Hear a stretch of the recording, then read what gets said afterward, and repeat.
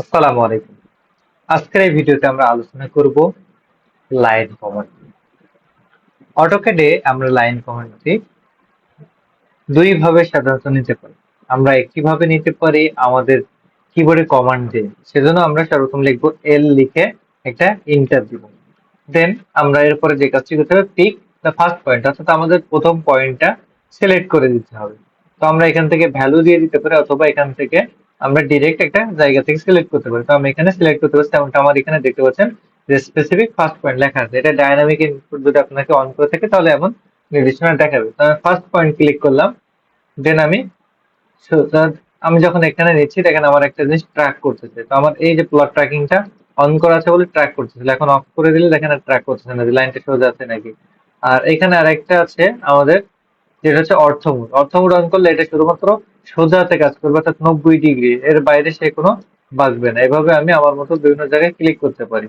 যখন আমরা এটা দেবো তখন আবার আমরা প্লট ট্র্যাক নিয়ে আমরা 90 ডিগ্রির বাইরেও যে কোনো ভাবে ভ্যালু করতে পারি। তো আমরা ধরেন এভাবে লাইন আঁকালাম, দেন শেষে ইন্টার দিলে আমার লাইনটা শেষ হবে।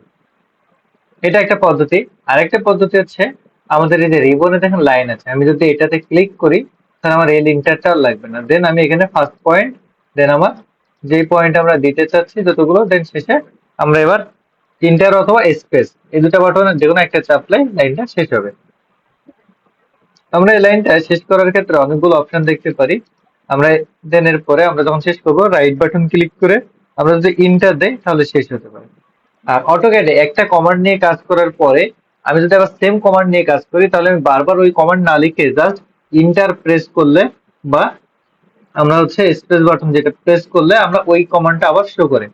তো আমরা এখন দেন আমরা আরো কয়েকভাবে লাইন শেষ করে দেয় তেমনটা দেখতেছি। রাইট বাটন ক্লিক করে আমরা যদি ক্যান্সেল দেই তাহলে এখানে দেখবেন লাস্ট ক্লিক যেখানে করছি তার আলোকে লাইনটা শেষ হবে।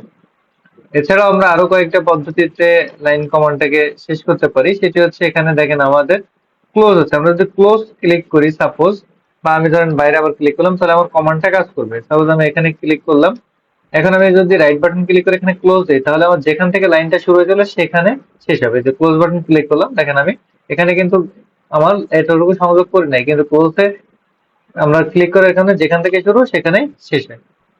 এরপরে আমি আবারও এন্টার দিচ্ছি। সাপোজ আমি এখানে লাইন আঁকাইলাম কিছুটা, এখন এখানে জুম করতে চাই তাহলে জাস্ট কার্সরের হুইলটাকে আমি বড় করে জুম করতে পারতেছি, আমার কমান্ড কিন্তু কাটতেছে না। এছাড়াও আমরা রাইট বাটন চেপে আরো দেখতে পারি, আমরা যদি এখান থেকে প্যানের কাজ করি তাও হবে। এবং আমরা সাপোজ কোনো কিছু ক্যালকুলেট করা লাগবে, আমি এখানে সাপোজ ক্যালকুলেটর করছি ধরেন,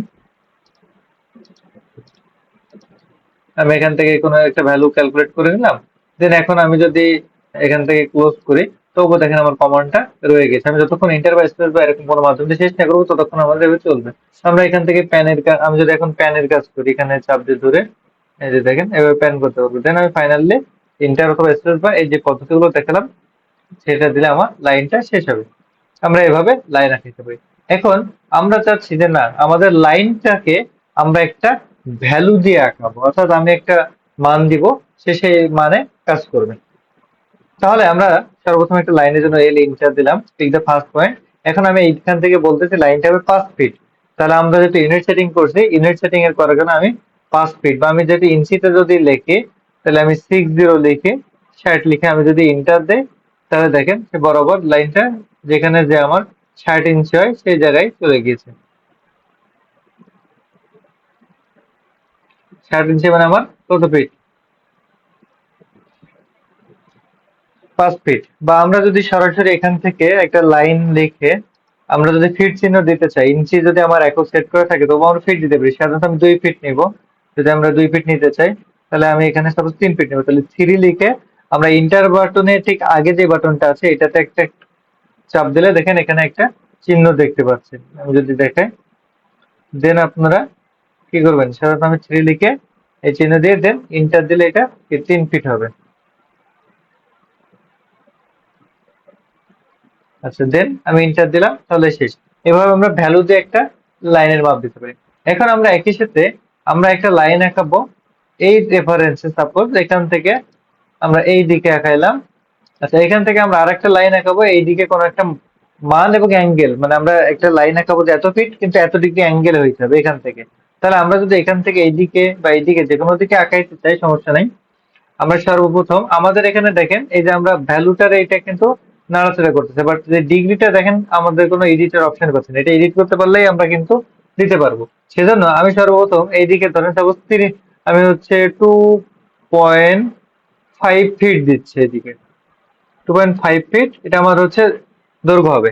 দেন আমার অ্যাঙ্গেল, তাহলে আমি এটা লেখার পরে আমি জাস্ট আমাদের ক্যাপসলকের উপরে যে বাটনটা থাকে ট্যাব, আমরা ট্যাবে একটা চাপ দিব, দিয়ে দেখেন এখন আমার এই যে ডিগ্রি দেখেন পরিবর্তন করার অপশন আসতেছে।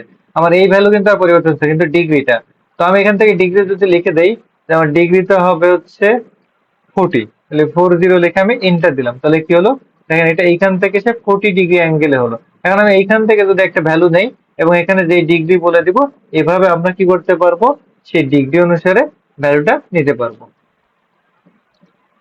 যেমনটা আমি এখান থেকে একটা লাইন যদি নিতে চাচ্ছি, সাপোজ আমি এদিকে দিলাম, এটা দিব হচ্ছে আমরা 2 ফিট, 2 ফিট, দেন ট্যাপ, ট্যাপ করে এখানে যদি আমি অ্যাঙ্গেল দেই 25, দেন ইন্টার, তাহলে 25 ডিগ্রি অ্যাঙ্গেলে এই লাইনটা হয়েছে। এভাবে আমরা লাইন আগাইতে পারি।